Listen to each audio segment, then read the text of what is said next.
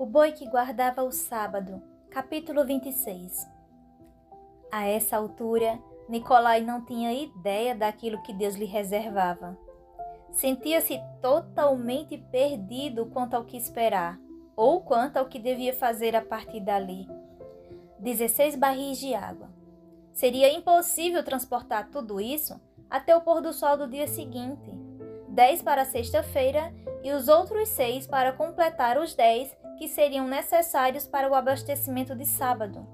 Simplesmente não haveria tempo. Nicolai vinha fazendo a sua parte durante toda a semana, mas não lhe parecia que Deus estivesse fazendo a dele. Não responder às orações de Nicolai, pelo menos ainda não, e certamente não do modo como Nicolai imaginava que as coisas deviam acontecer.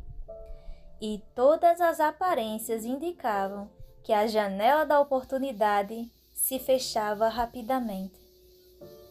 A questão deixou Nicolai totalmente desanimado. Conseguiria ele o sábado livre? Sua fé desejava dizer sim, mas a lógica dizia não. Ele havia trabalhado até tarde na quarta-feira e novamente bem depois do anoitecer na quinta-feira, mas com apenas 4 barris extras de água como prova. Nicolai passou longo tempo ajoelhado em fervorosa oração naquela noite, perdendo até o precioso sono para falar com seu Pai Celestial. Ele precisava encontrar um jeito de resolver o dilema. Precisava obter bom êxito de alguma forma. Por fim, caiu num sono agitado. Em algum momento da noite, despertou, ainda ajoelhado. Enquanto Nicolai subia para o beliche, um pensamento repentino lhe produziu um estalo. Teria sido o caso de que todos os seus esforços por levar água à cozinha houvessem sido feitos segundo seu próprio plano? Seria possível que ele estivesse tão ansioso por desfrutar o repouso do dia de sábado que havia começado a confiar em seus próprios esforços para consegui-lo?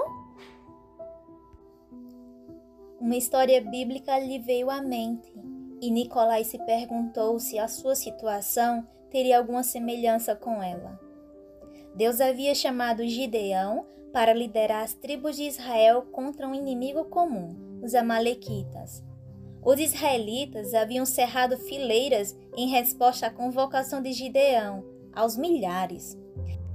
Na verdade, 32.000 se apresentaram, ansiosos por pegarem armas e prontos a servir. Seria isso mesmo? Evidentemente, Deus via as coisas de outro modo. Foram feitos 2 testes diferentes. Primeiro, Gideão recebeu ordem de mandar de volta para casa os soldados que tivessem um pouquinho que fosse de medo.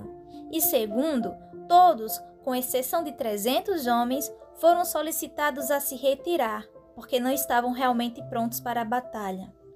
Gideão espantou-se pelo fato de Deus esperar tanto com tão poucos com quem trabalhar.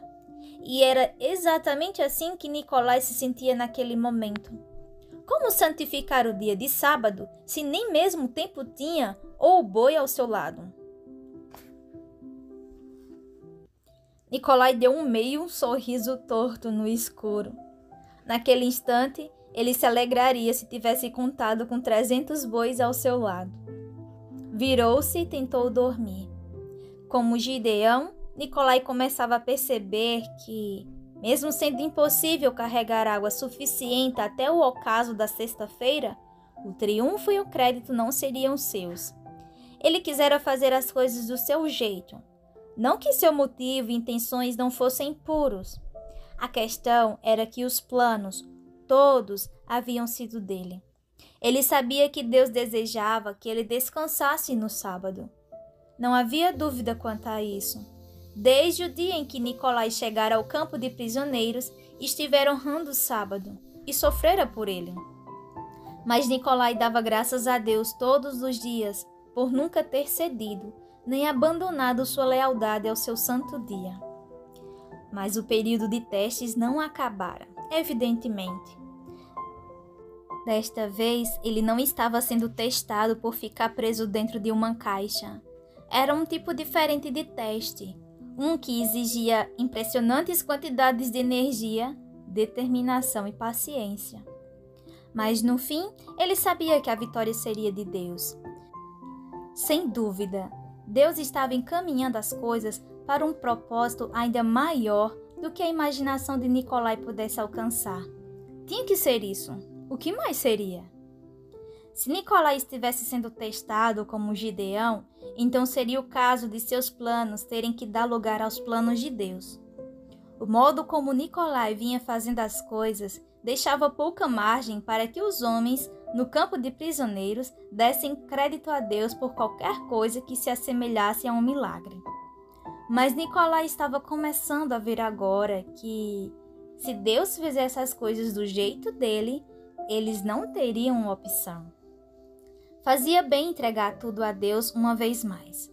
Nicolai sempre havia crido em permitir a Deus o controle completo. Para ele, era como sua segunda natureza, e ele lamentou o fato de que se permitira sair do trilho. Em algum momento, justamente antes de Nicolai mergulhar no sono, sua mente repassou uma vez mais um dos versos bíblicos favoritos. Todas as coisas cooperam para o bem daqueles que amam a Deus, daqueles que são chamados segundo o seu propósito.